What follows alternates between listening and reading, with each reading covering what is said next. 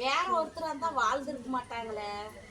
உன்னோட கஷ்டத்துக்கு நீ வாழ்ந்துட்டியே, ஆனா வெளியில நல்லா இருக்கிற உள்ள அது மாதிரி இல்லையம்மா. உன்னால அப்படி வாழ முடியலையே. உன்னால அந்த அளவுக்கு வாழ முடியலையே. ரொம்ப அப்பா